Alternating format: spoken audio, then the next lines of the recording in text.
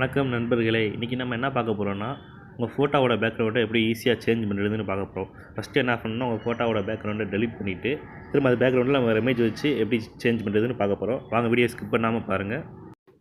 அதுக்கு முன்னாடி இந்த வீடியோ உங்களுக்கு பிடிச்சிருந்தா லைக் பண்ணிவிட்டு சப்ஸ்கிரைப் பண்ணிவிட்டு பக்கத்தில் இருக்க பெல் ஐக்கானை டச் பண்ணிக்கோங்க. வாங்க வீடியோ பார்க்கலாம்.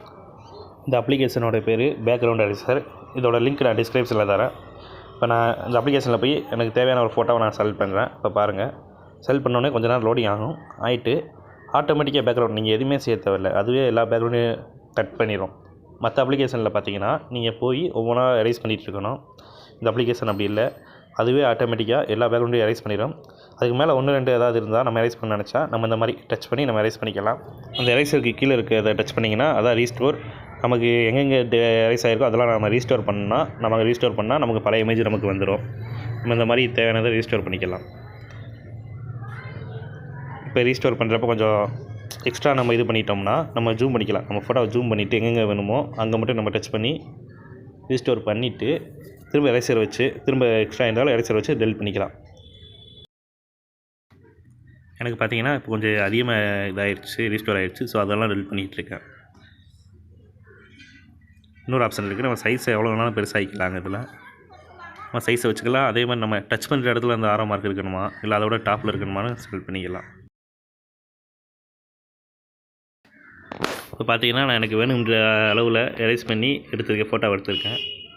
இப்போ என்ன பண்ணலான்னா இந்த ஃபோட்டோவை இன்னொரு அப்ளிகேஷன் இருக்குது, நல்லாயிருக்கும். அதில் போய் நீங்கள் பேக்ரவுண்ட் இமேஜ் சேஞ்ச் பண்ணலாம். அப்படி இல்லைனா இதே அப்ளிகேஷனில் கீழே பார்த்தீங்கன்னா கலர் மட்டும் சேஞ்ச் பண்ணுற மாதிரி இருக்கும்.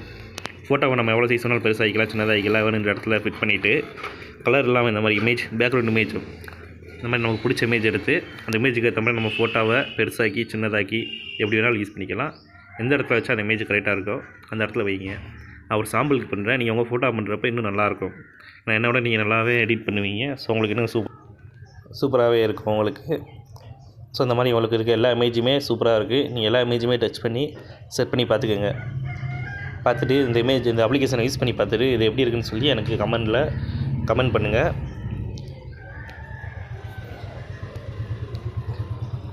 இருக்கிற எல்லா இமேஜையுமே ஓப்பன் பண்ணி யூஸ் பண்ணி பார்த்துட்டு திரும்ப என்ன பண்ணுவோம்னா இந்த இமேஜை சேவ் பண்ணுறது எப்படின்னு பார்ப்போம். அதே மாதிரி இந்த இமேஜ் நம்ம எந்த சைஸில் வேணும், ஒரிஜினல் சைஸே வேணுமா இல்லை கஸ்டம் சைஸ், நமக்கு வேணுன்ற சைஸ் வச்சுக்கலாம். இன்ஸ்டாகிராம், யூடியூப்பில் தம்ப்நெயில் வைக்கிறது, இல்லை ஃபேஸ்புக்கில் போஸ்ட் பண்ணுறதுக்குன்னு இந்த இமேஜ் என்ன சைஸுக்கு தேவையோ அந்த மாதிரி எந்த சைஸ் தேவையோ அதை நம்ம செலக்ட் பண்ணியாச்சு. இப்போ என்ன பண்ணணும்னா டெக்ஸ்ட் எது ஆட் பண்ணணுமா, இப்போ நான் தளபதினு எழுதுகிறேன். உங்களுக்கு இது பிடிச்ச மாதிரி எது டெக்ஸ்ட்டு ஆட் பண்ணாலும் இதில் நீங்கள் டெக்ஸ்ட்டு ஆட் பண்ணிக்கலாம். டெஸ்ட்டை நான் ஒரு இடத்துல இப்போ ஃபிட் பண்ணிட்டேன். இப்போ டவுன்லோட் பண்ண போகிறேன். டாப்பில் ரைட் சைடு டாப்பில் இருக்குது பாருங்கள், டவுன்லோடு சிம்பிள் இருக்குது. இப்போ நான் டவுன்லோட் சிம்பிளை நான் டச் பண்ணால் அது லோடிங் ஆகிட்டு ஒரு 2 செகண்ட் லோடிங் ஆகிட்டு டவுன்லோட் ஆகிடுச்சு. நம்ம சேனலை மறக்காமல் சப்ஸ்கிரைப் பண்ணிடுங்க. நன்றி.